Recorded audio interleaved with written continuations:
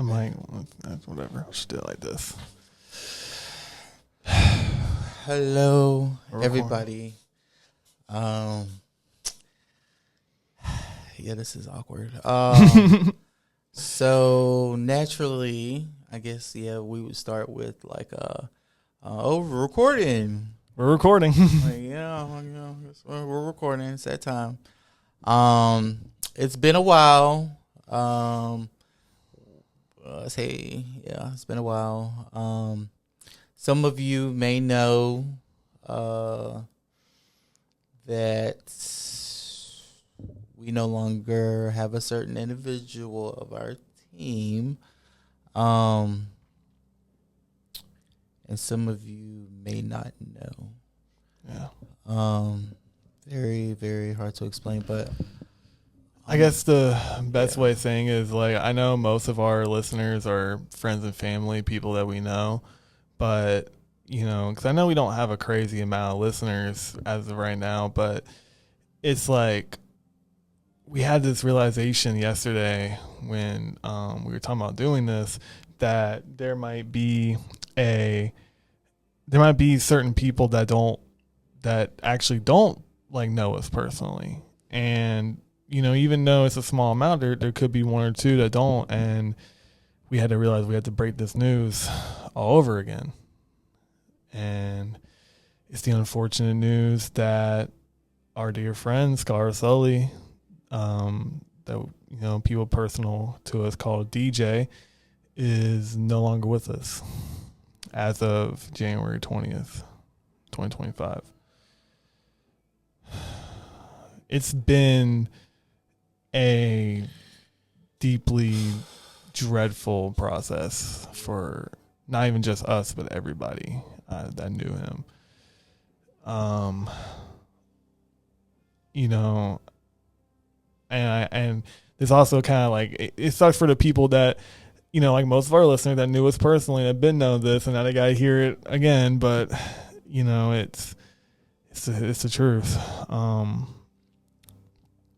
You know, and we, you know, after the candlelight, that weekend, after the 20th, there was a candlelight on that Saturday, and then Sunday was the funeral, open casket. And after that candlelight, me and you, AJ Cloud, my girl, all went out, had a great time, a much needed great time, much needed great time after everything. And we said that we're gonna keep this going. Absolutely. And, you know, because when he started this, like, I remember when he first told me that, he said he wanted to do a podcast, and he wants me to be like the hey Jamie of it. You know what I mean? He just wanted me to look some stuff up. You don't got to talk. I don't got to be on camera. And somehow it just became us three just talking about quite literally goofy shit. Quite literally. And I don't think he put out the last episode we have filmed. I know it's been a lot, but a few days before we passed, you know, we all met up, we all discussed plans and ideas, getting this thing back on the road. And future ahead. We recorded an episode. You know, he talked about some of the stuff he was going through. You know, we joked around, had a great time, as we always do. Yeah, and we planned. The biggest thing was not letting time in life and what life challenges us stop us from doing what we want to do. I mean, we just had, mainly me, because like I know DJ was on me about my timing. Like my timing on certain things, as most people know, it's just bad. But like it was a good time and experience for us to be like, okay, like even though, you know, that's something that's what I'm saying, me particularly need to work on, you know, it still wasn't something that was going to stop us from doing this. And we all had stuff going on. Like he was going through something, you know, in between places, and he had picked up engineering at, you know, my studio, doing amazing at it, you know, building up a clientele. And, you know, he he was literally a day away from getting some money and getting into his own place. And the right exposure. I mean, I feel like he was so close to like truly being aligned with the right type of people and connection in his life to where he could have that much needed support that he needed. Right. He that did. We all need. He needed it, and it was only a matter of time before he was starting to see it. Because, like you said, I mean, he was growing a lot on his own. I mean, it was, you know, building up his not only his like his image, but also like his finances. I mean, he had, and that's one of the big things we talk about. Is like it's all that's that old simple saying, you know, slow but steady. Right. And exactly. He was steady at it. He was inspired, you know, and you know, and I mean, there's a lot, you know. It's so much. It's been a lot. After it happened, I closed my studio for a week, you know, and I didn't even reopen because I felt like I had to. I honestly thought I was gonna have to just close it down completely, but first of all, I knew he'd want me to keep it going because he believed in what we had going on and he wanted to see it grow.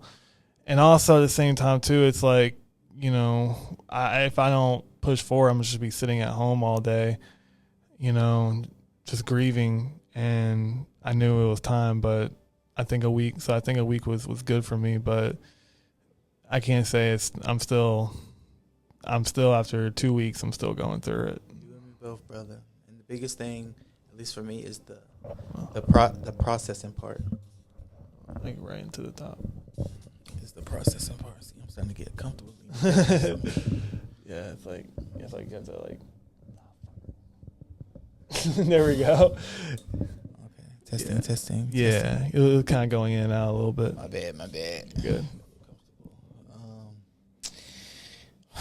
But yeah, sorry to have breaking the news to y'all this way, but it was definitely something we had even talked about before videoing this episode. Was the inevitable, and the inevitable portion of it was having this hard conversation because DJ, he was like definitely at least half of this. Like he was definitely like a big life of this, a big part of this. Like it's still going to feel awkward in the future episodes. You know, we still got to do the theme. You know, the I was intro. gonna wait to the very end to do it. Yeah. So I'm like, you know, I'm gonna have to do a printout with his picture on it. So that way, you know, when they say straight guy, you know, rapper, you know, you just point in his face because we can't point at Frizzy. Why? I'm gay? To be determined. Fucker.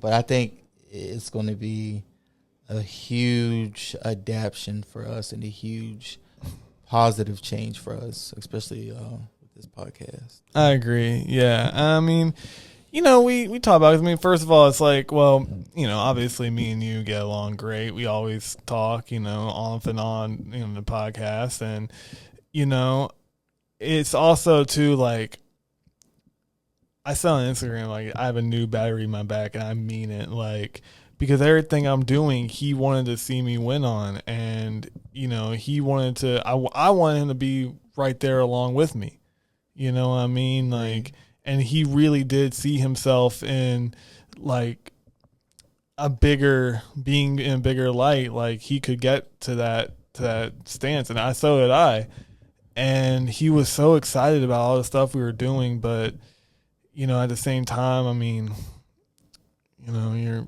he's only human at the end of the day, just like everyone else. Amen to that. Yeah, and you know, I've been through the wave of emotions. You know, the anger, sadness.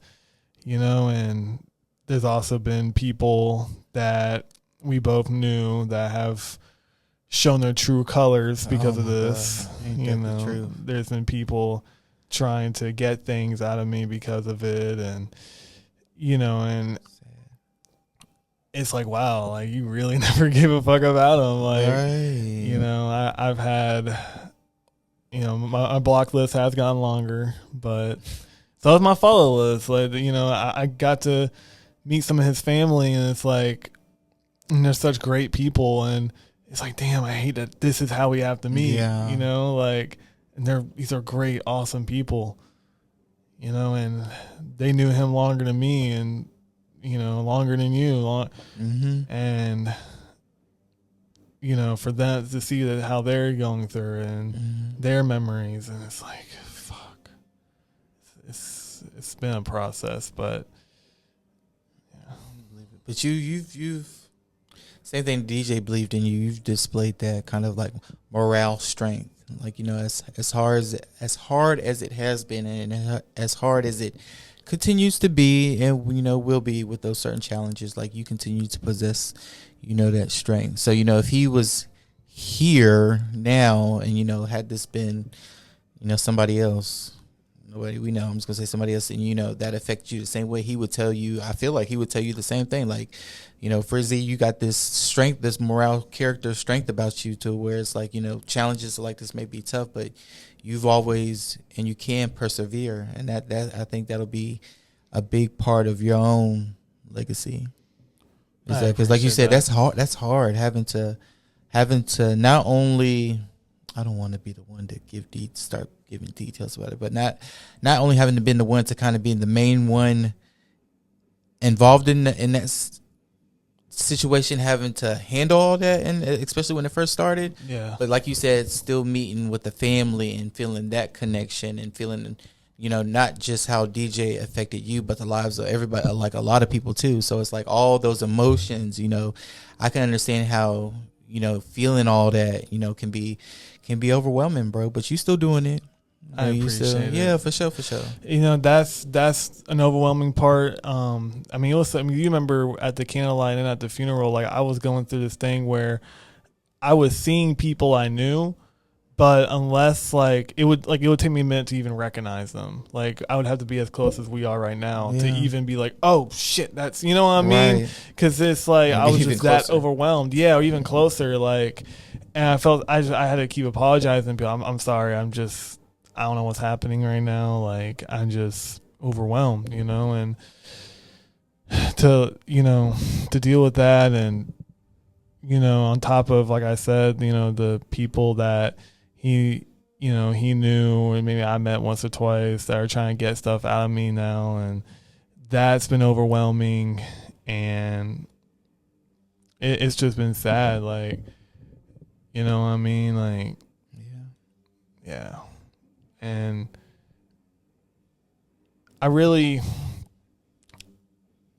glad, though, that we're keeping these things going. And he left behind a lot of music, and we're definitely putting it out. And I, promised him before that, I would try to get these, like, submitted to sync licensing and stuff like that in movies and TV shows. And he loved the idea that I'm still going to do it. For sure. Right now I'm just kind of in the process of looking into, like, first of all, how to even drop music of someone else's that's not with us anymore. And, how to make sure the proceeds go to the family. Cause I really don't want no money out of it. Like, I feel it'd be a good idea, a good thing to I just have want the to get it proceeds out. go to the family. Yeah, I just want to get it out, like, because he told me before he passed, like, exactly what he wanted to put out. Like, he had a plan. He was always 5 steps ahead, always, and he said exactly how he wanted it in order. So it's like, and I've got it. Like, I'm gonna make sure, like, this shit comes out. Like, he was so proud of it. Yeah, I felt that, and you will, and it's only at this point, it's a matter of time and still healing. Because I mean, if I feel it, I can only imagine how you have to feel. Having, like I said, having to go through. Well, I can imagine how you have to feel. I mean, like, you're getting your comedy thing and everything in order. Like, I was super excited about that. You were just about to do a show that day. And you were the first person I called. Yeah, and it's that was hard for sure. The thing with me that made it, especially the initial process, everything just hard, is I come from a background where it's like those type of like heavy, deep emotions, you kind of just don't really talk about. You just kind of deal with it in a sense. It's kind of crazy because I've always been, and that's from like how I grew up, my family, grandparents, like everybody's like that. But I've always tried to be that kind of little bit of change where it's like stuff like that. The best thing is to like talk about it, especially people that are experiencing the same thing as you, the same emotions. Because one thing that just made it hard specifically for me was, you know, I've had people close to me pass away, unfortunately. But like I said, even before we started recording, like me and DJ, we had a history that dated back since high school. I mean, we weren't like the best of friends. Like I would say that, like, I mean, typically speaking, like y'all probably had like a better, I won't say friendship, but like a better connection, or like y'all were around a lot each other more. But DJ to me was like that friend, that brother that was like, no matter like how much little of time we spent with each other or how much the distance, like every now and then there was that like, hey, how you doing? Everything good? This was even before the podcast. And then once he brought up the idea with the podcast, it just became that like extra way for us to kind of like bond and get to know each other more. So by this happening and him no longer being here, like the hardest thing for me was just even, and still kind of is, just talking about that, because like that's a big, if it took more out of me than I would have thought, like it took a big chunk of my my soul, you know, and I got a huge soul, but it took a big chunk of my soul. And I'm like, I hate to be one of those people to say it, but at the same time, no, because like it is what it is. But I kind of wish I was a better friend. Yeah, but he loved you. He loved the shit out of you. I don't want you to think like anything like that. He loved you, and you looked out for him, you know, when he was down, you know. And I promise you right now, he had nothing but great things to say about you. And that's why I'm like, it's crazy to me that like, because I'm a big person, and like you know, especially when it comes to like, you know, close friends, that like, because DJ understood that like, you know, bond isn't always blood. And so it was like, you know, when it came to like those harder times, I felt like that like I have a little bit of a pride thing going on, I guess, when it comes to that too, wanting to talk about it and stuff. I felt like DJ had a little bit of that same pride, but I felt like it was that like if things got worse that bad, it could be like, you know, hey brother, like, you know, I'm really going through something, you know, I know I don't know if he thought that I was like, you know, too busy or like didn't really care or whatever the case may be, but like I felt like we had that relationship where it'd be like, hey, like I'm really going through something, I can't, you know, there's nobody else here right now. You know, Frizzy's out of town. I ain't got nobody to talk to. You know, just pull up or, you know, tell me about, you know, give me advice or something. One thing I encourage people, especially having experienced something like this, is like, you know, talk to, you know, those people that you feel like you have that kind of close connect with, that deep connection with, because you just never know like what little thing you can do for somebody that can change their life. My bad, I didn't mean to ramble on like that. No, you're okay. And yeah, no, because you know the premise of this podcast, you know, we always have joked around that this podcast is like kind of all over the place. And our last conversation about the podcast with DJ, us three, was, you know, hey, let's actually start like, you know, get it organized, you know, how we're gonna go. But one thing that about this podcast has always been amidst the gay jokes and the getting high and getting drunk and high, there's always been a sense of talking about feelings and emotions and mental health, what society doesn't talk about enough, especially in men. Yes, especially in men. And then, with you being, it's like we talked about the first time we met, you were talking about how as a black gay man, what you go through. And it's just like, wow, like I can't even imagine that.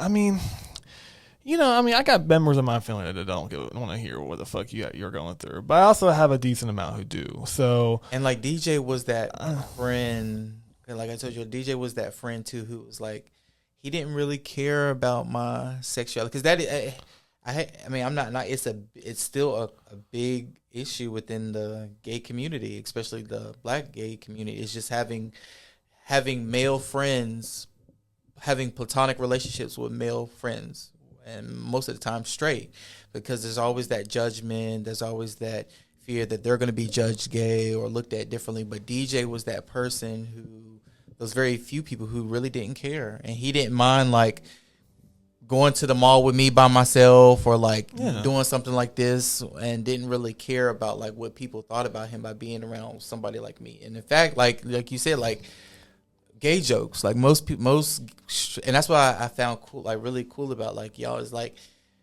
the gay jokes, like as funny, crazy, and wild as they are, like most straight people, or like even guys in general, don't do that out of a sense of just either not feeling comfortable with it or just have some type of like hate with it. So DJ was very good and kind. And it sucks that my community on both sides lost a really good ally, really good friend.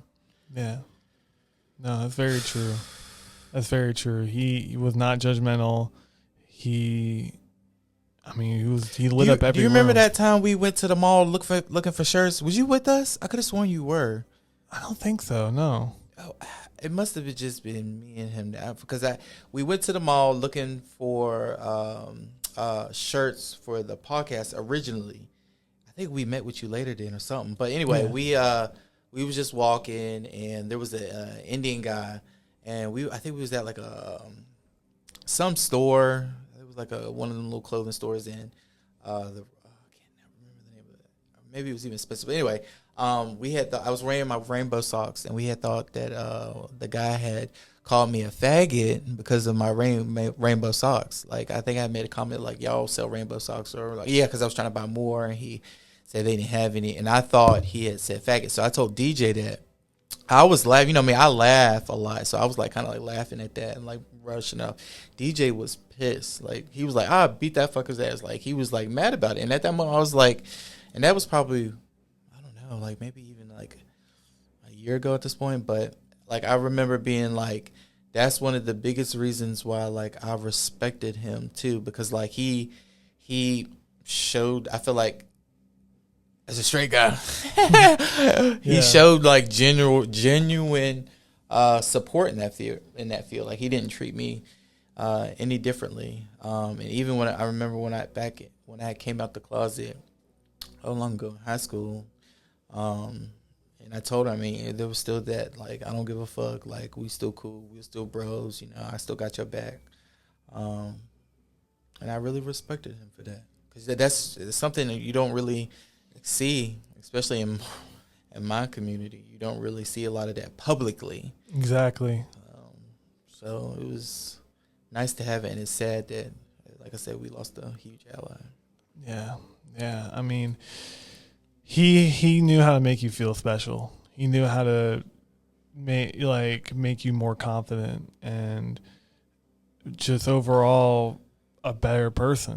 I mean, he definitely, like I said, he lit up every room. His smile was contagious. His laugh was contagious. His little goofy comments. Like, you know what I mean? He can make anybody laugh. Anybody. Agreed. Like, he was a lot of times, if he was in the right mind, he'd be very comfortable in his own skin.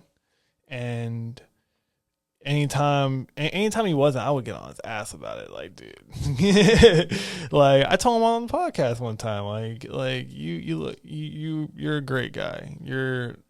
you're a good looking guy, a great guy, like, and if he was in his right mind, he would say the same thing to everybody. Like, he make you feel good, and he was a solid friend. He wouldn't talk shit. You would never hear about him talking no shit behind your back. Yeah.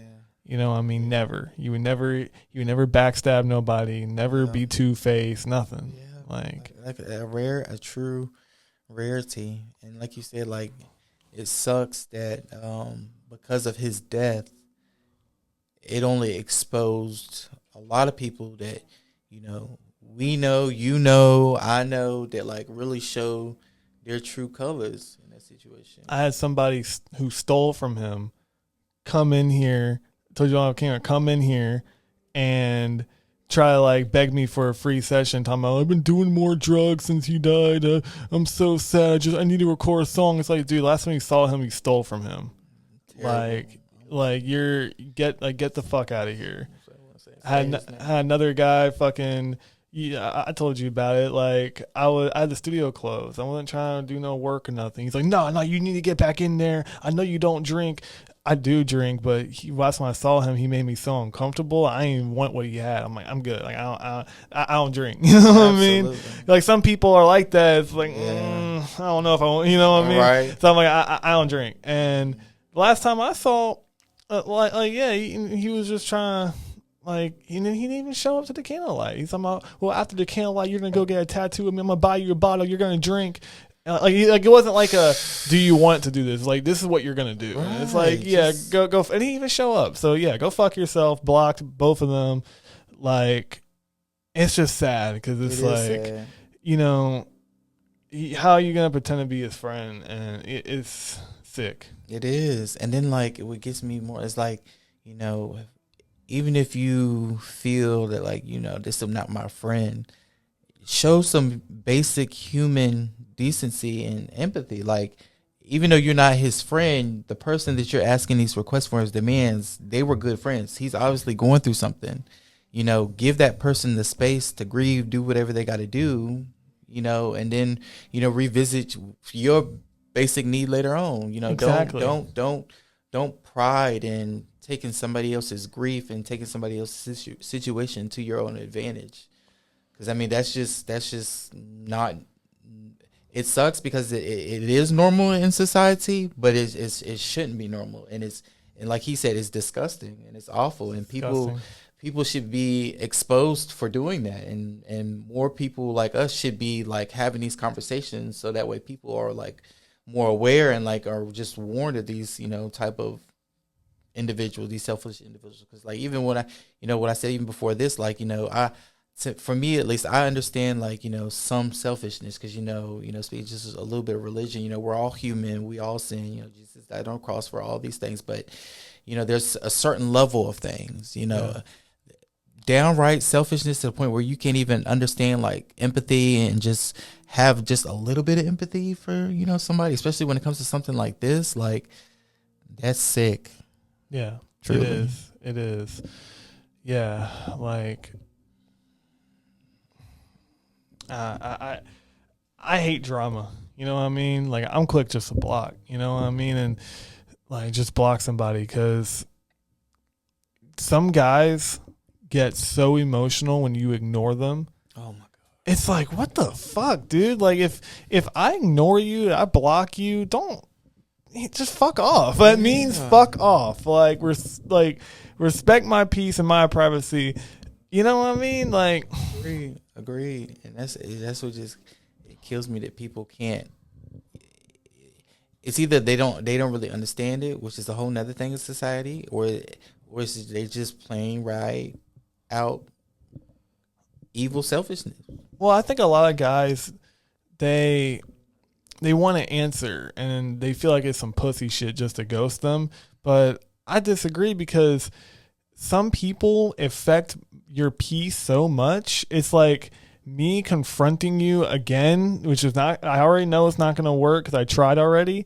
Me confronting you is going to affect my peace, and it's just better just to fuck off because it's not even worth that. And if you can't see that from that person, and you drive yourself, because I've had a guy drive themselves absolutely fucking crazy because I ignored him. I didn't even block. I just didn't answer his calls, to the point where this guy literally like lost his mind, threatening me and everything. And not with this situation, another situation, but ever since then, like I even like feel myself getting anxiety when I'm trying to cut somebody off, but I know I need to do it because it's gonna disturb my peace.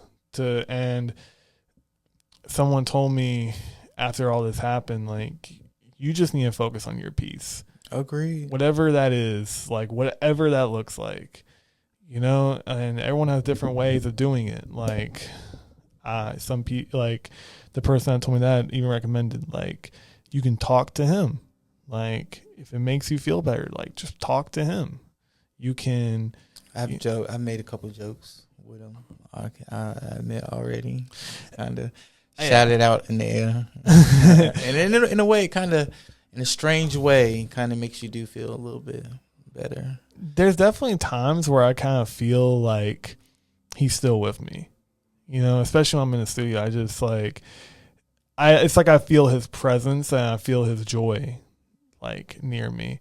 And, you know, it brings me peace, you know, whether, you know, it's true or not. Like, I know, like, you ever been around one of those people who, like, anytime you say anything, like, you know, I feel like they're watching me. They're like so quick to be like, well, they're not, you know, that's scientifically impossible. Like, whether it's true or not, that's how I feel. And if I feel that way, it's true. Exactly. Yeah. Exactly. Because that, like we said, like, at the end of the day, like, you gotta do what's right for you. I mean, you gotta keep your mental stability in check, your mental, you know, awareness in check too, because it's all very important into just who you are, you know, and, you know, what you can do, your success, but it also influences negatively or positively those around you. Yeah. Yeah, exactly.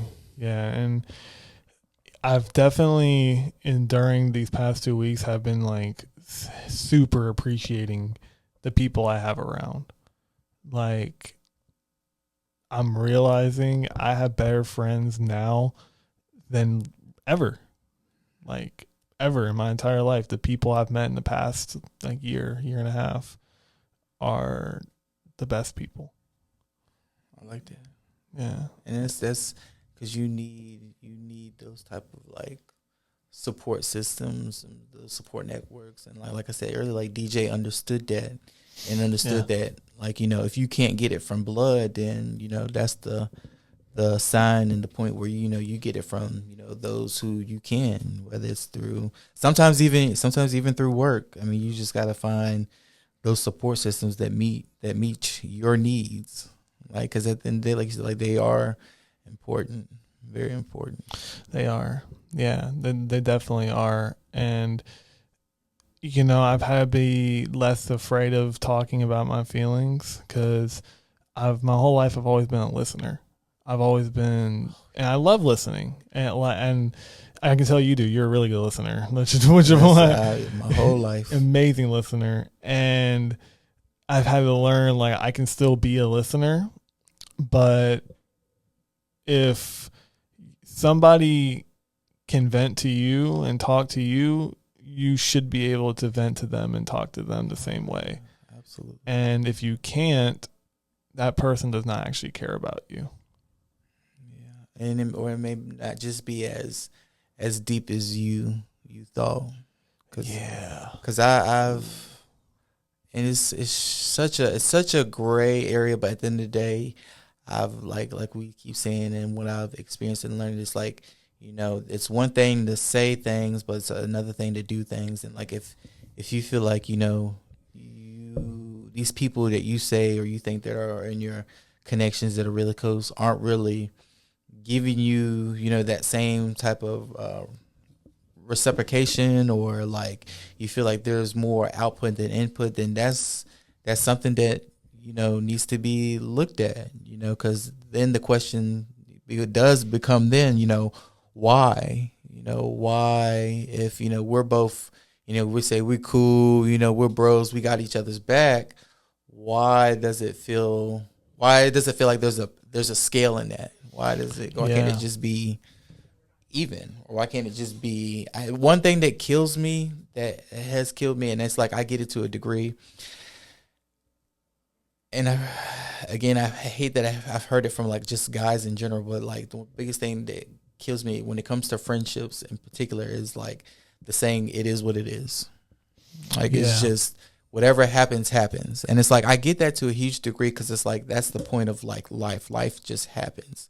And life is what it is. But here's the thing people forget is like you can also make a big portion of what that is. Like that doesn't mean not put in any effort. That doesn't mean like not try. It just means like if you're trying to be friends with somebody and you know what I'm saying, they're not wanting to put in any effort, or they're making signs that like they don't want to be friends, then to not put in any effort, don't do anything with it. At that point, it is what it is. If this is the friend that you know what I'm saying, can go to the club with, but you can't have a heart-to-heart conversation with, at that moment, you know what I'm saying, they're not really doing anything against you. They're not really harming you. They're not going behind your back. You just know that you can't have that deeper conversation for them. I feel like at that point, it is what it is. That's, you know what I'm saying, I know if I need to go to the club, if I need to go to time, this person's going to definitely have my back on that. If that makes sense. Yeah. But don't you feel like those people that you can go to the club with, right? Yeah, sure. That might be the peak of y'all's friendship, is that's about as much as y'all can really do. But don't you think if you could have, say, like how many people you take with you to the club whenever you go? Maybe like 3, 4? Yeah, that's a good point. So you bring about 3 or 4 people with you. It feels a lot better when those 3 or 4 people, like that's not the peak of y'all's friendship. Y'all can actually talk about things. Y'all can actually grieve together, go through things together. You know what I mean? Because I used to think the same way, but then it's like, when you get drunk and you start talking about how much you appreciate that other person, you really mean this shit too. Yeah, seriously. And it's like, if I share that moment with you, like we need to be locked in. You know what I mean? That's just the way that I feel about that, because it's like I used to have some people around. It's like, this is what they're good for. This is what they're good for. And I mean, I know too that there's like certain things that when you open up to people about like relationship stuff, maybe there's one person that's better about it than the other person. Right. But that other person might be good about, financial issues. I was just about to say, you know what I mean? So when there's some level of give and take, some growth. Exactly. So when you at least have those type of people, like I don't ever have any people around that all I can do with them is just have fun with them, because those are usually your fakest people. Like that's all you can do is have fun. You know what I mean? Like, but if I can have fun with you and be serious with you, yeah, we're locked in. I agree 100%. I guess with like my point of view, like mainly with that, and what I mean by saying like having friends for specific things is like I come from a very interesting, diverse background of being a black gay man in our society that's always judging. And like one of my biggest challenges has always been, because despite being a gay guy, like I'm still a guy. Like I still like to play video games. I still like to talk my shit. Like I still like, I mean, maybe not necessarily sports or anything like that, but like I like being outside, being physical. Like I'll play basketball, whatever. Like I'm very active. I don't really do a bunch of like makeup. I'm not very like super, I guess what people say, girly or whatever on the gay side, but I'm still me. Yeah. But because of society's like view on what a gay black man is, particular, like it's been hard and still is to find guys, especially straight guys, who are like just open and comfortable with just having gay guys as friends. And like a big part of that realization with me is like, I love my girls. Like I love, I mean, I love everybody, but like I have a lot of girlfriends, and like, you know, we'll talk about guys, or we'll like go to the mall, watch movies, do kind of like a little bit more of the feminine things. But like I said, every now and then I want to like play the video game, or like, you know, go for a long hike, have a gym buddy, stuff like that. But it's been hard trying to find that connection and having like a deeper connection, because it's always been like surface view. It's always been surface things. It's like, yeah, like, you know, I can go to the bar with you and get a drink if other people are there, or like I don't mind, you know, going to the gym with you, or like, you know what I'm saying, we can hang out sometimes. But when it comes to those like deeper emotions, it never works, and it never has. Like people like you and like DJ, and I could probably like think of like maybe two other guys that are like, I consider like good friends that I have that both, or I can have fun and still have like that deeper relationship with. Like that, it hasn't always been like that. So like I've had to develop like a system of like, okay, because like I can't just be out here acting like, you know what I'm saying, I don't want to be friends with you if you're not gay, because I know it ain't gonna work. So I've always had to been like, and this has been the same with, you know, girls too, just people in general, but it's always had to been like, you know, again, like I understand that, you know, we're cool, we're cordial, you know, I know you have no ill will against me, I know we'll have no ill will against you, for whatever the case may be. You know, it just is what it is. You know, if you were to call me and, you know, I'm free, and I say, you know, do you want to go grab a drink?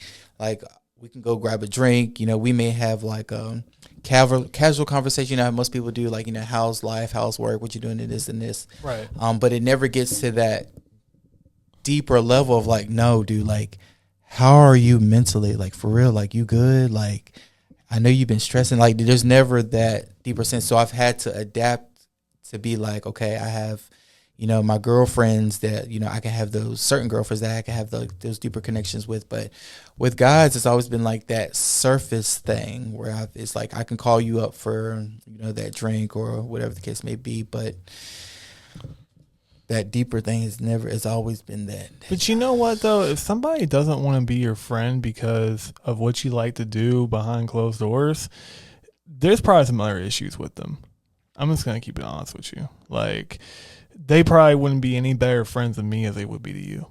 Just like they probably also gossip. They probably also like are narcissists. I mean, there's probably all types of other issues with them. Like, if they can't accept the fact that of what you like, I mean, it's always just been ridiculous to me. You know, You're not hurting anybody. You're not hurting yourself. Right. So what the fuck does it matter? Right. You know what I mean? Like, what two consenting adults do is not any of my business. Right. You know what I mean? Like, the gay jokes have always just been funny just because of the fact that we're both straight guys. Yeah. That's literally the funniest thing to it. Yeah. You know what I mean? So it's just like, yeah, don't think that there's anything up with you, because, I mean, shit. I mean, there's a quote from Tupac: the realest people don't have a lot of friends. Like, a good, tight circle is all you need. You know, and there's a lot of people who view people as disposable. Yeah. You know what I mean? And yeah, I mean, if you, like I said, if someone disturbs your peace and you have to, you know, cut them off, you have to do it. But some people see people that they vibe with and have good experiences with as disposable. And it's like, especially when you become an adult, it is hard to find good, loyal people. Right. You know what I mean? Because loyalty means a lot more than love.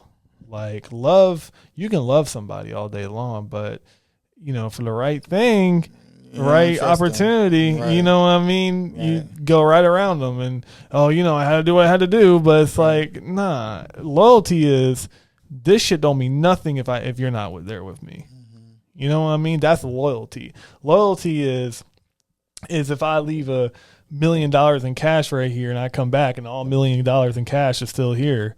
That's loyalty. Loyalty is, hey, I'm gonna tell you. Well, if I have $1 million cash, I don't think you'd be sure. I think you'd be pretty well off too. but you know what I'm saying though, like, loyalty is like, you know what I'm saying, if I if I tell you something, hey man, like I gotta tell you something, bro. This is I haven't told anybody this, and you don't go and tell nobody.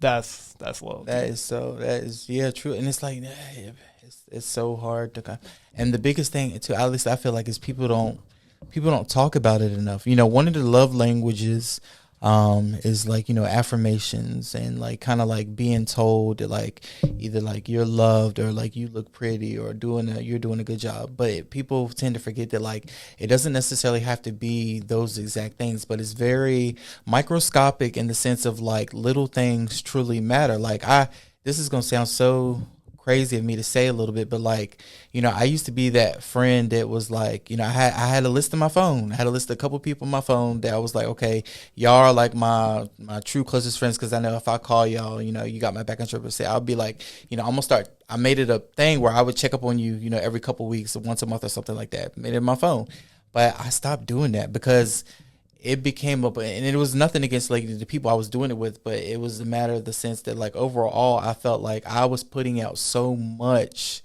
and not getting like we talked earlier, that same output in return, that it felt like it was wearing me down a lot, and it became very discouraging. And you know, one of the big things I am trying to put myself out there for, I want to put myself out there for, is to continue to, you know, promote that, like, you know, because of, you know, people like me who I am, you know, it's good to still express yourself. But I tell you, brother, like I'm still struggling with that today. So Expressing yourself? Yeah.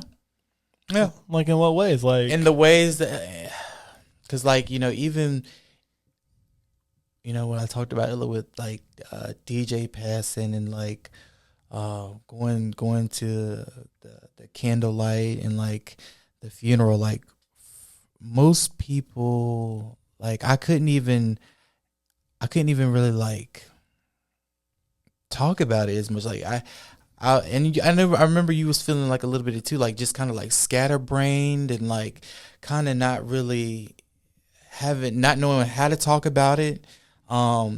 That's always been like something, my kind of like biggest challenge, because it's like a, you know, black people say it's a generational thing. I mean, that's a big part of it is like a generational thing, but the ability to truly express yourself. Like I'm very open about my sexuality. I'm very open about like being optimistic, but I tell you one thing is that I don't really talk about as much, that I plan to talk about more though, is the fact that like, you know, being a gay black guy, especially like in the community like Charlotte, it has been tough in the sense of, like I said earlier, finding true, real loyalty and friendships. Because like you already said, it was like, you know, for hard, you know, just in general to find it nowadays. So, you know, you put being a black male and then a black gay male out there, it just adds more strikes against us. So it just makes, kind of lost my train of thought a little bit, but it just makes it all that much more challenging. So even with like doing the comedy show, why it's been taking me so long to actually finally do it, aside from the last time, because I was fully prepared, but it's just been that doubt of being judged. Like I'm tired of being judged. I'm tired of like people thinking I'm a certain way just because of who I like or what I look like. And I'm tired of because I'm a very loving and caring person, and I'm tired of like trying to develop friendships or relationships or whatever with people who I think are in that same kind of like mental state, that mental field, whatever the case may be, that's mutual. And it ends up being not the case over something so trivial. But you know what though? Think about this for a second, right? We get about 50 to 100 listeners per episode. You know, what you just said, out of 100 people, it could be as little as 2 or 3. It could be as many as half of them, but it could be as little as 2 or 3 that just took what you just said just now, that message, and like had that light bulb go off, and now they're going to apply that to their daily lives. And wouldn't it feel so much better if it was, I mean, not even so much better, but wouldn't it just be great in general to just change their minds and have that principle applied to thousands of people? because it's not going to stop. People are always going to judge you. Always. It's just, it is what it is. When you're old, you can please everybody and they're still going to judge you. But the more you get that message out there, the more you can make a difference. So you might as well just get started. I'm just keeping it buck with you. You might as well just get started, because you never know. That was good. You never know. You got Right. you got to get started. You got to get yourself out there. You know, you want to do a show at the Evening Muse. It's in Noda. You know, Noda has always been a more progressive, artsy area, so it's a good place to start. There might be one or two people out of the crowd that are going to give you a dull face. Fuck them. Because you know what? Maybe 5 years from now, they're going to think back on that and be like, wow, why did I think like that? Like, I used to think some crazy ass shit. I don't think that way anymore, though, because I had to hear it from somebody. I had to hear what I apply now from somebody to be like, oh, no, this makes more sense now that, you know, I've been around, I've seen life, I've talked to different people. I get it. I understand you. I understand different things now. So it's like, and as time goes on, I mean, I'm still young, I'm gonna get older, I'm gonna learn more. So it's like, you gotta just apply. You've already applied, but I'm saying, get that message out there for people to apply. You know what I mean? Because even I have a message in the things that I do, because it's like, I mean, I work behind the boards, you know, like, they don't really give a fuck what the engineer has to say. You know, they want to ask, I mean, and I love answering questions about music. I love answering questions, but this platform is giving me like a chance to be like, okay, here's me, and here's, you know, my growth and my progression and things I've gone through. And then I can now have, like, show off principles to other people so they can apply those to their lives. Because a lot of people ask me questions every single day, because, I mean, it's like, I don't feel like I've accomplished my dreams. I mean, I've gotten in a decent space with what I'm doing. Like, I get to do it full time. I get to have my own thing, work for myself. And, you know, I've worked with a few celebrities. I mean, that's cool. I mean, yeah, it is. But, you know, I mean, there's still stuff I want to do, but at the same time, people see what I'm doing, and they're like, how'd you get there? That's so, you know, that's so cool. And it's like, oh, well, here's how I did it. I'm not going to gatekeep that. Yeah. You know what I mean? Or, you know, even when you carry a smile on your face, it's like, people want to know how you got it. Yeah. You know what I mean? It's the same thing. We wear a nice outfit. They want to know where you got it. Yeah. You know?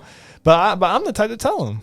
Like, and I can tell you are too. Like, yeah, because it's people, I don't know why, but people take honesty for granted, and they take just genuine honesty for granted. Because, like, this is kind of random, but like, everybody lies. Like, if somebody say they don't lie, they lying. Because, like, I feel like everybody lies.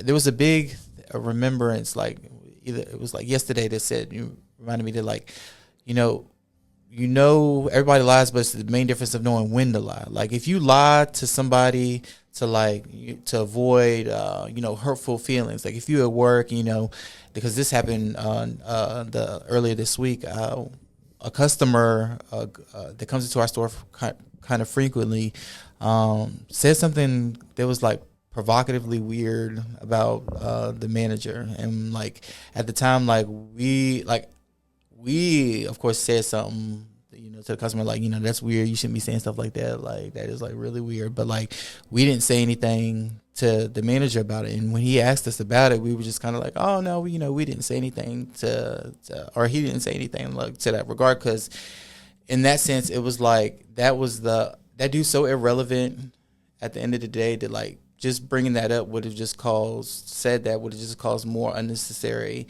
stress that was already going on in the manager, because he already got so much stuff going on, for him to think that like somebody was out here, you know, trying to be weird with him, if that makes sense.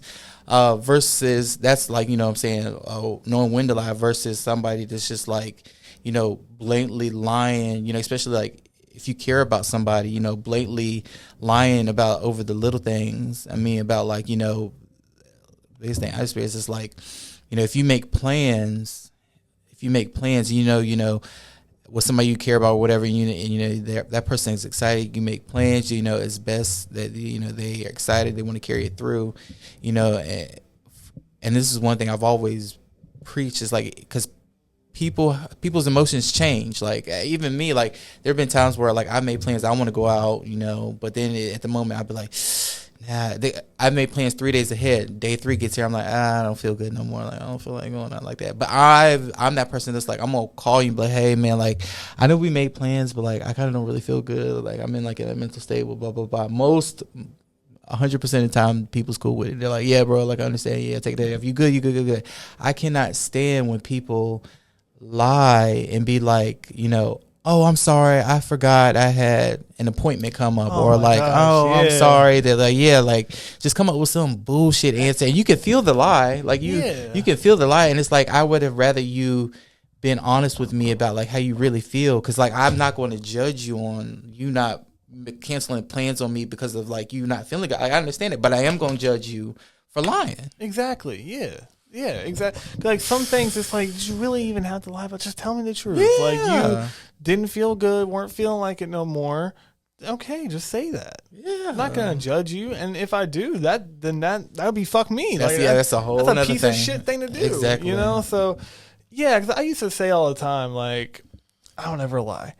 I used to say that because I thought it was true. Like I really believed it. Like I don't lie, but I had to start realizing it's like sometimes you do and you don't realize it. Yeah, but it's not like lying. Like lying is it's a human thing. Just like getting mad is a human thing. People think anger is mainly a negative thing, but like if you use your anger negatively, then it's a negative thing. But like people like me and like how DJ was a lot of times, like you would use anger just to fuel your own passion. Like exactly. When DJ was mad, what did he do? Put in a rap song. Yeah, like right. He ain't out there hurting nobody like that. It's the same. It's the same thing. It's just how it's being like how it's being done. Like and that's that main difference of like and here's another thing too. Like it's funny when people at my job or like people I know at work, especially in customer service, say that like, oh yeah, I'm 100% truthful on everything, blah blah blah. Because it's like, dude, like I just heard you like tell that customer like the wrong shit, like just to avoid that conflict of not knowing. Like you don't think about it. It's something you don't think about, but that is a lie. Like you don't mean anything ill will about it. You just said a lie though, just so you could avoid having to deal with that conflict of not knowing. You didn't even think about it. Yeah, without even thinking about it. It went over your head. Yeah. That's what I mean. I had to realize that we all do that. Mm-hmm. You know what I mean? But I mean, I feel like that's morally reasonable. But like what you said, oh man, I just had this and that come up, this and that. It's like, yo, bro, just tell me that you're tired and you ain't feeling like it no more. Just tell me that your mind changed. Like it's cool. And that's what I mean. Like the mental health and like emotions and stuff like that. I'm glad we talk about it and we talk about a little more. It's because like it's not really talked about in the community. And like even when this is just random factoid, but even when I was like looking at research about like mental health and what is it, I can't think of the actual mental health website, NCA, something like that. But it would say like all the information I was looking at was 2003, like 2002 to early 2004. Nothing was like really current. So it's like even like in the professional game, it seems like it's not really talked about it much. So I'm hoping through like continue like as we continue our podcast and stuff, and like you said, by us like talking about it and people seeing us talk about it, it'll click something there in their head, and maybe they'll spark a conversation about it, and that's how you change the community, is right. Not trying to like cause violence or through violence or like even as hard as politics is through that, but like starting it within your own backyard and your family and your communities. Right. Yeah. And I think you speak for your community. I think I speak for mine. And we both speak for the creatives and entrepreneur communities, because people don't talk about enough how difficult that is. A lot of people, and everyone goes through their own things, but people think that what we do is easy. You know what I mean? You getting up on stage and being funny, that's not easy. That's not easy. And when I know, have you been on interviews on other shows or podcasts yet? Oh no, not that I can recall. Well, when that does happen and you're being an entertainer, it's not easy. In the future, other doors might open for you, like acting, show, and that's not easy. And you have to show yourself like that, and it's not easy. You know, like what I do, you know, I deal with a lot of energies. I deal with a lot of different people. I deal with a lot of different personalities. I'm a therapist in my own right. A lot of different opinions. And I deal with a lot of background, and but I'm a therapist in my own right. Mm-hmm. Like, you know, people come in there and they tell me how they feel, and I listen, you know, and I don't judge them. And that can get difficult. And just the hustle and the grind in general, and the feeling of the need too, you know, like I need to do this, I need to do that, you know, and the grind can get to you. Up late nights, you know, the self-discipline, it's good. It's really good for you. It's good for your mind. It's good for your well-being. It makes you a well-rounded person, but it can get to your well-being. It can get to your mind. It's hard. It's not easy. And, you know, I think I've been through enough to be able to talk about it and be able to, like, help other people who are going through the same thing get through it. Yeah. Because, I mean, you know, I was one of those people, like, there was this trend. I mean, it's still kind of going on, but like early 2020s, especially when everybody was getting rich off of like crypto and stuff, there was a lot of these people that were putting out like these, like, I want to call them toxic motivational videos, because they were right about some things, but they took a lot of things too far. Mm-hmm. You know what I mean? Lord. Like with some of the things they were saying, I don't take no days off. I only sleep 2 hours a day. Oh my God, that's not good for your health. No, not at all. Or your sanity. But I believed it at one point. Because I was just like, yeah, this fucker knows what he's talking about. You know, look at him. He's got Bugatti behind him. Like, he's got to know what he's talking about. They're bullshitting. Okay, you need to get sleep. You're going to make the wrong decision if you don't. But there's a spectrum. There are days where you do need to be up. And you need to get yourself through that, you know. And I always told people when they would ask me about what I do, like how do you see a good producer, a good engineer? I'm gonna tell you how. Is if they can do a 20-hour session, and the way they were acting and hearing everything in hour 1, they acting the same in hour 20. But again, there's a spectrum. When people talk about, when you hear me say, I've been in the studio 20 hours straight, just know the next day I was not in the studio 20 hours straight. That's right. I got sleep. Right. Right. You know, like, and there might be some times where, you know, I mean, I've driven to Atlanta on 10-minute notice. Like I need to leave in 10 minutes or I'm going to be late. Like, yeah, you're going to Atlanta, when you can get there? Like, I guess I got to get there now, you know? So, yeah. And I, you know, drove all the way there, recorded for 3 hours, drove all the way back. That's an almost 5 hour to and from. Got back at 6 a.m. The next day I did work hard, but I still made sure I got rest. I made sure I worked out in the morning, made sure I ate, made sure, you know, that's the important thing, eat. But yeah, definitely. You know, that there is a spectrum to it, but people need to take care of themselves. It's very important. Agreed. It couldn't be more emphasized. And like you said, like, eating's a big part of it. Sleeping's a big part of it. Exercise is a big part of it. But also, like, you know, training your, not just your physical self, but like your mental self, you know, yoga, you know, getting your brain right, going through meditation, prayers, you know, whatever you got to do to kind of, like, you know, settle your mental state, spiritual state too. I mean, all of it's part and ingrained in, like, who you are and what makes you are and what keeps you going.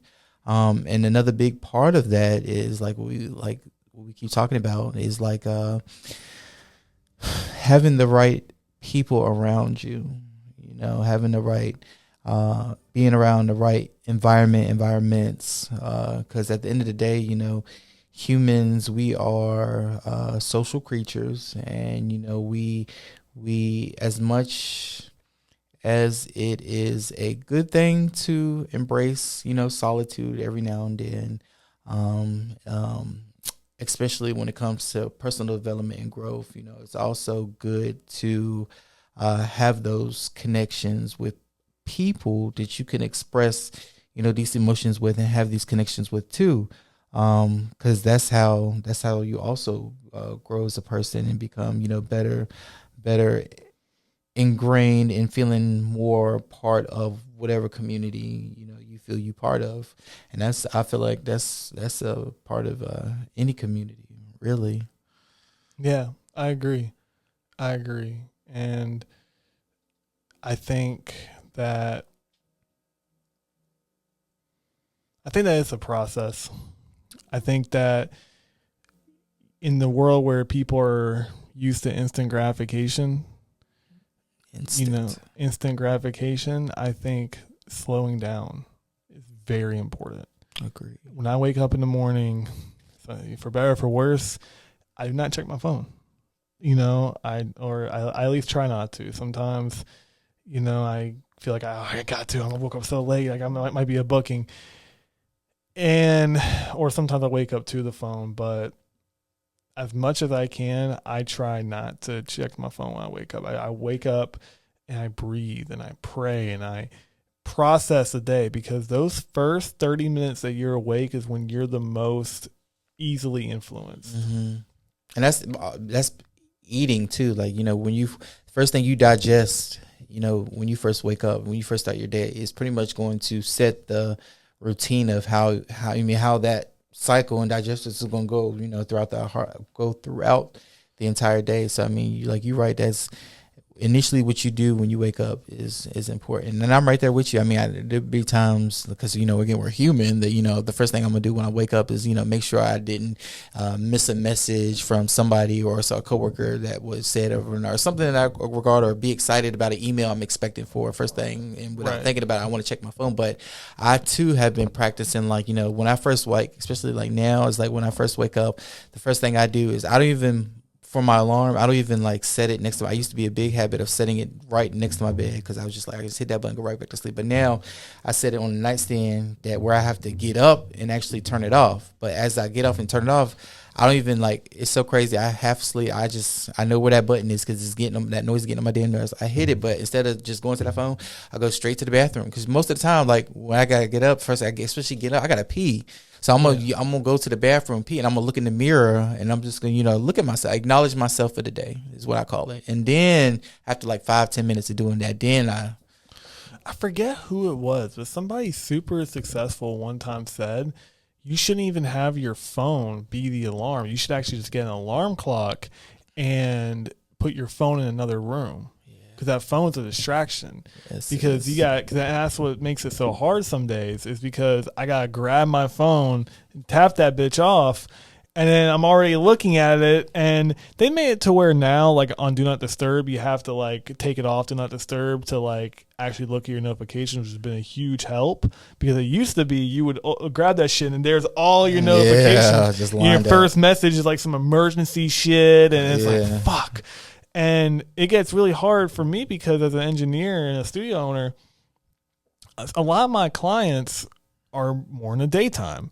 And I don't know. I will never understand in what world they think I get up early. By the time they get up, I'm going to bed. Because it's would you drop your phone?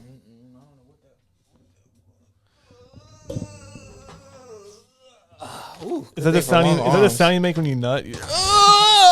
I hope not, because something might be wrong. But it's a whole nother story. My girl had told me that I don't make any noise when I fuck, and I'm like, yes, I do. It's just that you scream too damn loud. Oh wow, I was gonna say you the silent fucker, but no, she just loud as hell. But she's gonna be like, what the fuck you just say that on air? Nah, she's funny, but what was I talking? Yeah, I don't know what world they think that I get up early. Yeah. I do not get up early. I get up early for an engineer, 10 a.m.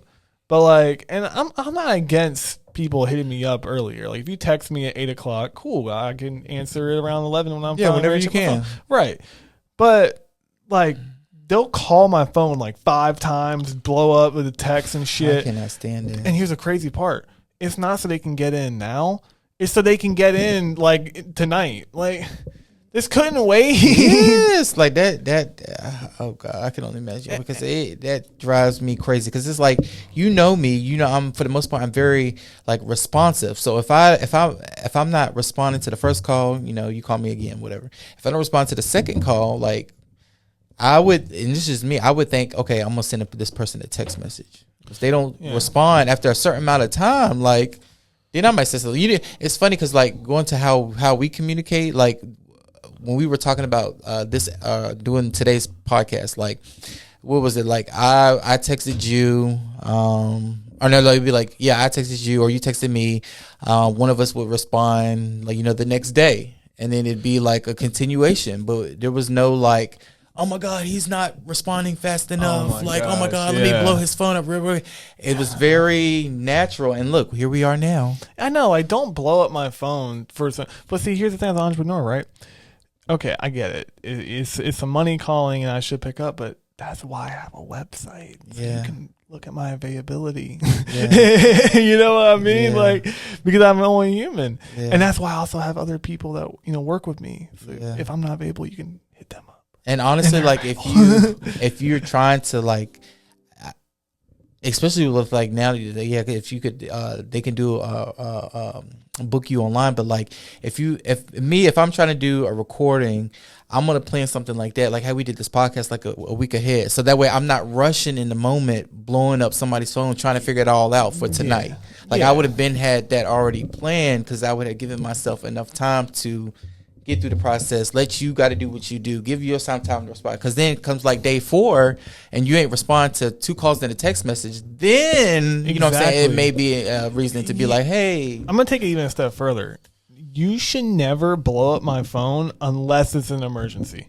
Oh, yeah. Yeah, if I don't answer the first time, send a text and fuck off. Yeah, quite literally. You know what I mean? Like, calling me twice is not going to change anything. Yeah, I know, right? Especially back to back. Like back to back, like I don't get that. Like I can understand like I'll call you once and then another 30 minutes I'll call you because I told my family, I told my friends that I'm like, look, especially with my ADHD, especially at work, I get distracted so much. I'm not always on my phone.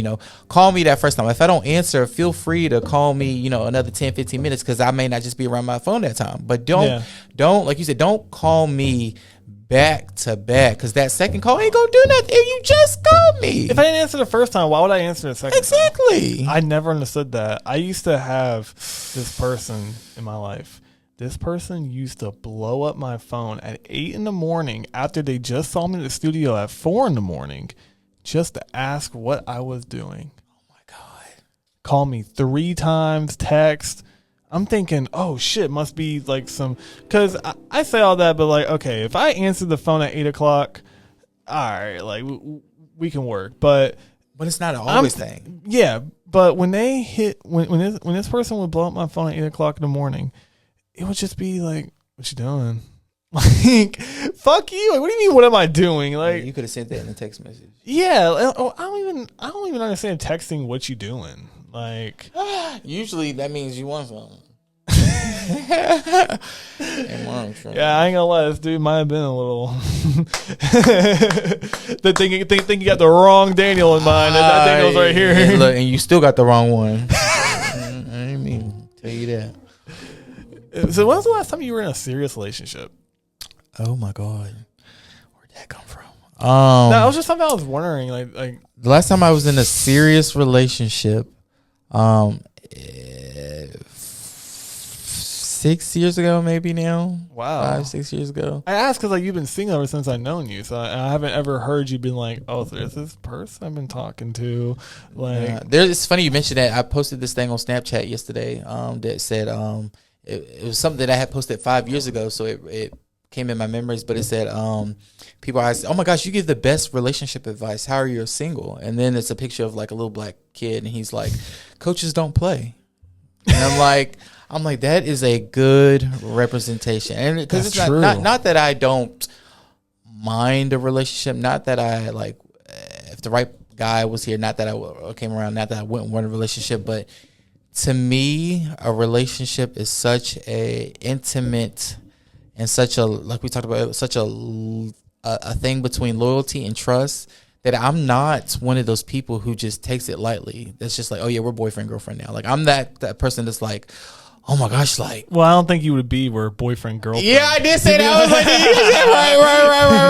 right. See what I mean? Right? Like, got it saying it like that, but Daniel now like Miller's hidden identity. He had like a wife and kids. Look, somewhere. Daniela, that's a whole nother life.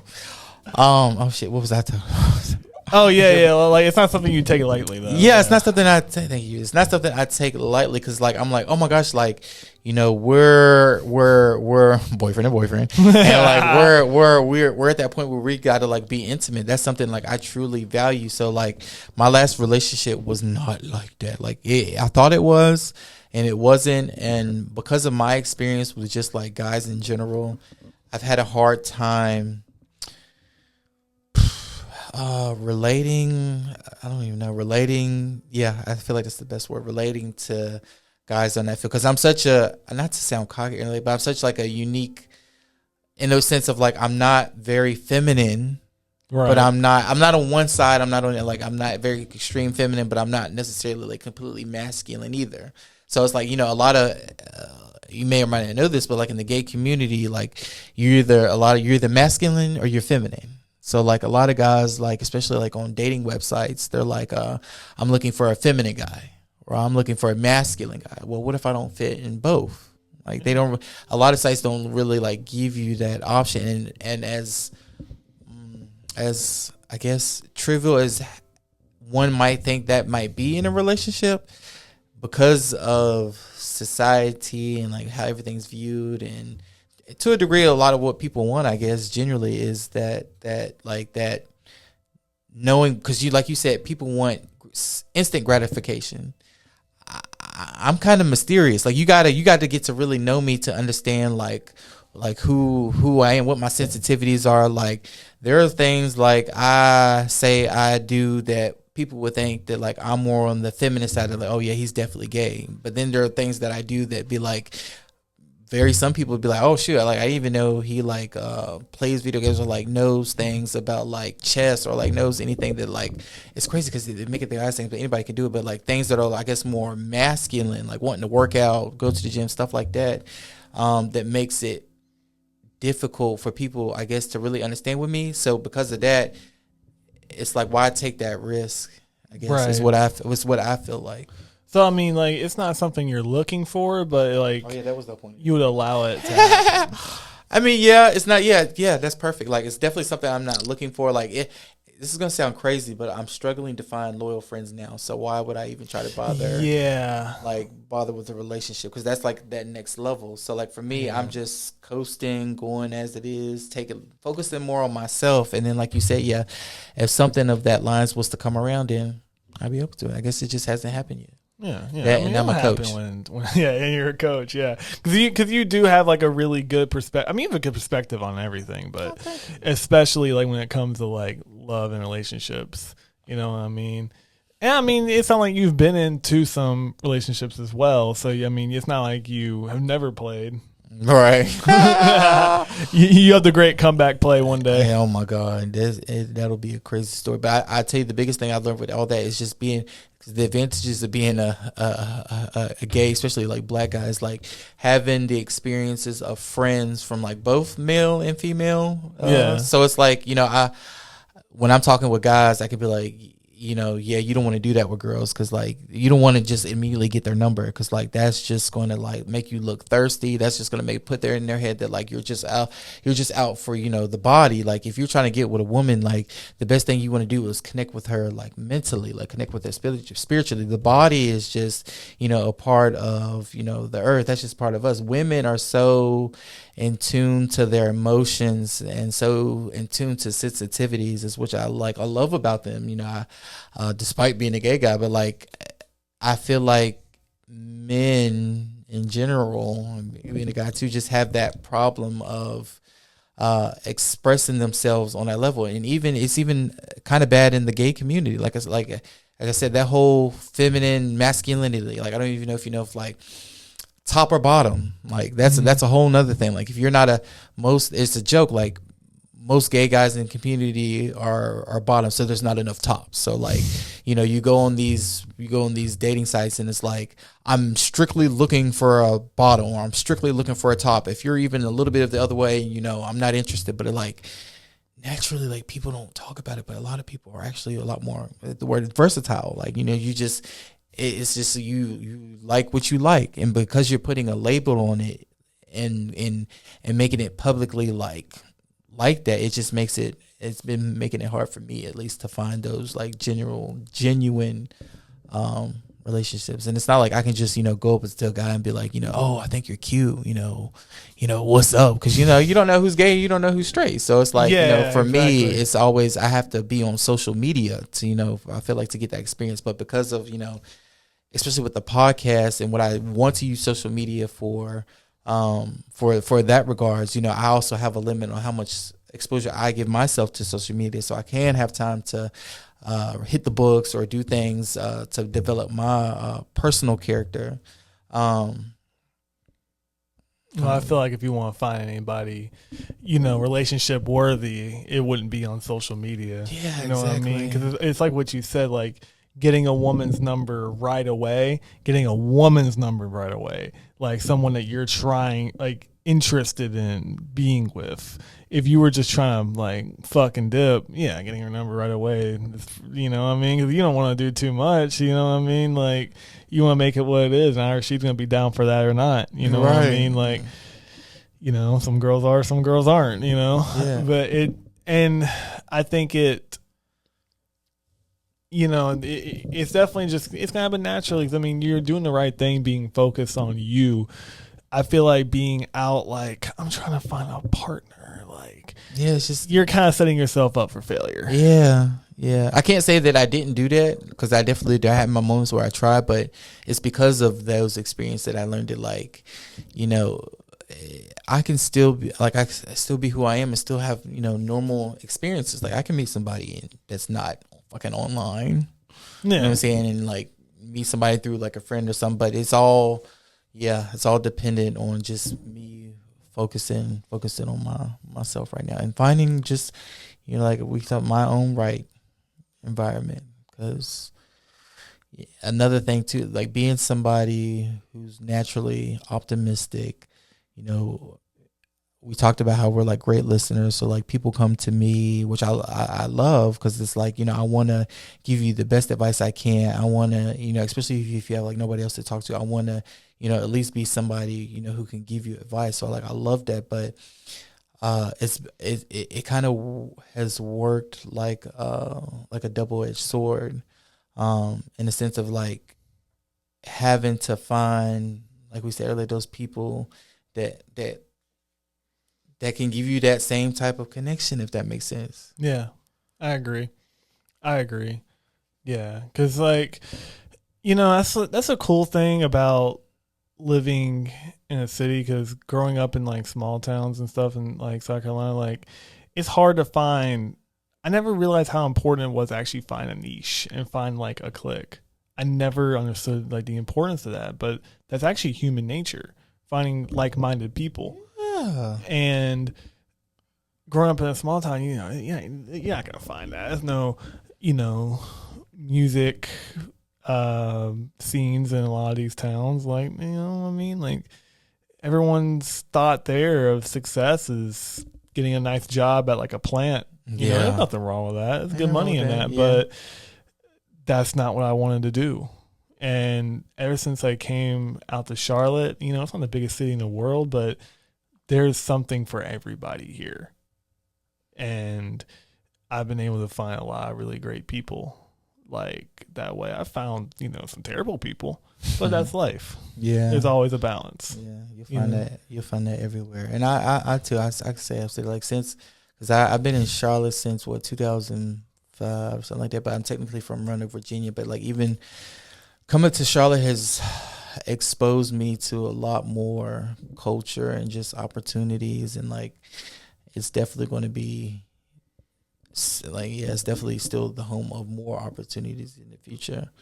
Especially like, you know, with our podcast, and then like me doing more comedy. Yeah. Well, and I want everyone to know we have big plans. You know, we had a meeting about a week or so before DJ passed, and we're about to put this into fruition. You know, we're gonna make a list of all of our guests. You know, we're gonna have great guests outside of both our industries. There's great people to talk to that we feel like their voices need to be heard. We're going to have videos outside the podcast. We're going to just be more consistent, take this thing more serious, and, you know, start taking it to the next level. You know, the gay jokes aren't going anywhere. I didn't doubt that. But and, you know, we're still having fun with it. But you know, we're gonna make sure that this thing goes to the next level, because now it's not only even just for us, but it's for DJ. For sure. Because I mean, it's definitely what he would want us to do, and there's no point in like letting it die and letting it all go to waste for nothing, for vain. So there's definitely gonna be a lot more to come, and it's gonna be crazy. Like in the future, when we look back on this video, and we're like, "Oh my God, you remember we're scared to talk about like it, and like we were nervous, but like we were like encouraging each other." We were a little nervous getting started. Going into this, like we were setting up, we were just like, "Oh my gosh, I don't know to talk about this." No, we went for like, because she was like, "I thought about it," and I was like, "Oh yeah, I thought about it too." Fuck. And they were like, "Yeah, it's inevitable. Yeah, we're gonna do it." But we did it. DJ would be proud of us. He would be. Like I said, I feel his smile on me often, and I'm sure you do too. Yeah, for sure. You know, he knows who was there for him, and he's always going to be there with us. Always. And it's funny because like he's definitely like one of those friends that like, because so far, I mean, he's just. I talked to him, but he was so funny and goofy that I just talked to him jokingly. Like, oh God, of course I can't like remember, but it would be like, I was like thinking about the podcast and like or how me and Frizzy gonna do this, and then like here go DJ's little bubble head, be like, "Nigga, that's gay," or some shit like that, and I'd be like, "Oh, that is something like he would say." So like he definitely like pops up, but even lately with like trying to get back into the comedy, like DJ was like we bounced off each other in that sense of like he was my encouragement for that. So like even with having been trying to get my foot back into like doing this again, he's been there in that same kind of bubble, being like, you know, you got this, like you're ready. Like I know, you know, I ain't there to, you know, do that shit in person, bro. But like, you know, you can do this. Come on now, like you got Frizzy, and it's been a weird feel good. That makes sense. Yeah, it has been a weird feel good. Yeah, no, I definitely know what you mean. Like, you know, it's like before he passed, his buddy said something, and it really stuck with me. Your subconscious knows you're about to pass before you do. And I feel like the type of conversations we were having and everything, it almost is like we laid out the blueprint of what to do. And it's like he was feeling it from divine, like what to do, you know? And maybe this is just my way of grieving, but no, I feel that. I feel that because like it's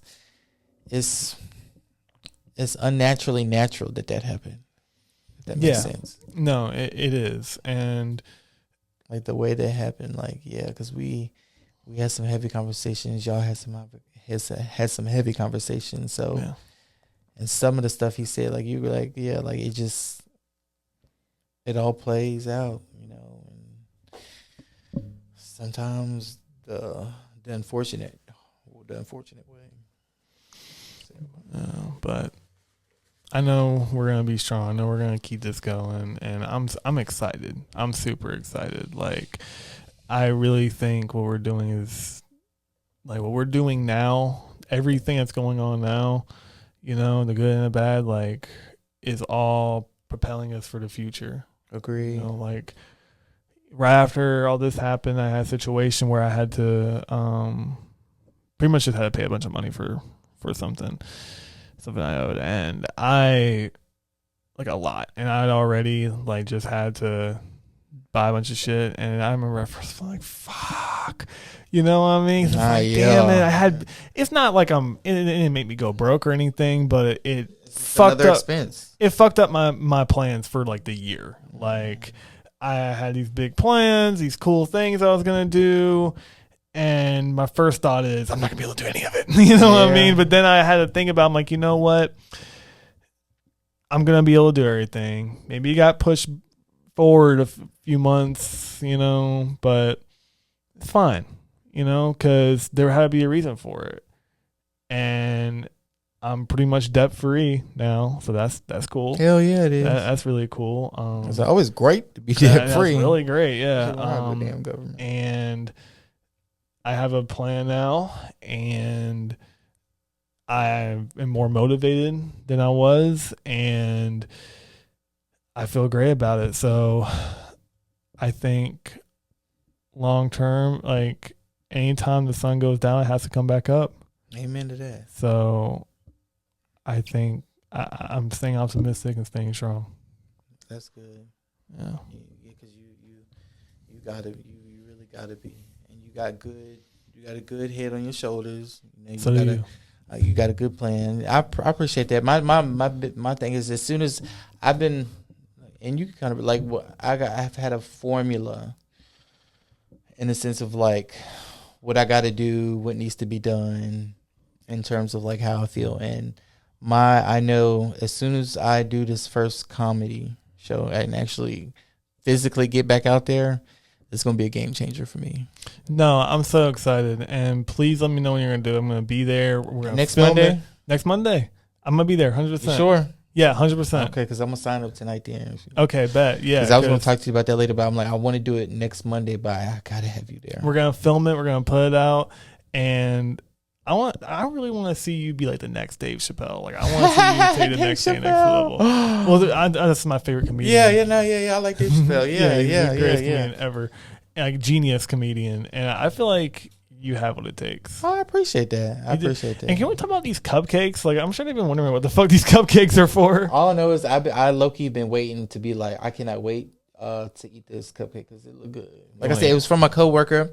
Shout out to Diana, thank you, because of her baby birthday. Thank you. But her cousin owns a bakery that makes them. So I just left from my like girl's grandma, pretty much my grandma, and she's like super Southern, so she cooks like the greatest food ever. It's not healthy by any means, and I wasn't gonna eat anything else bad. I mean, it is just a cupcake, so I'm going to stop being a fucking pussy. Yeah. But, I'm no pussy. Yeah. I don't even like cake. Look, to DJ and continuation of the pod couple. And for all our future endeavors and cupcakes and stuff, this cupcake is fire as fuck.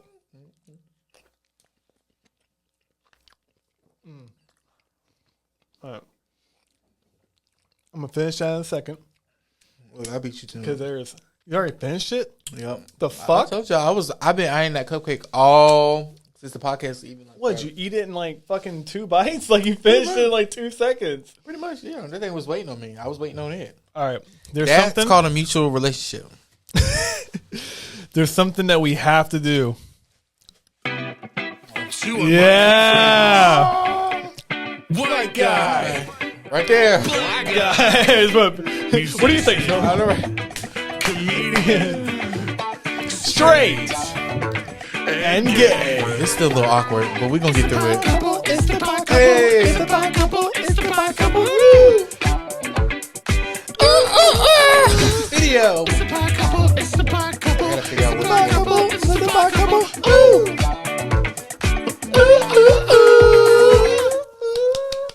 Thank you, guys. You know what? You say it was awkward, but as soon as the beat dropped, it was fucking like, all right, yeah. I know, right? This is that shit. Yeah, that was good. That was a good little feedback moment. I liked it. Hell yeah. Listen, long live Scar Sully. Pod couple goes on in his name. Amen. And we will see you guys next time.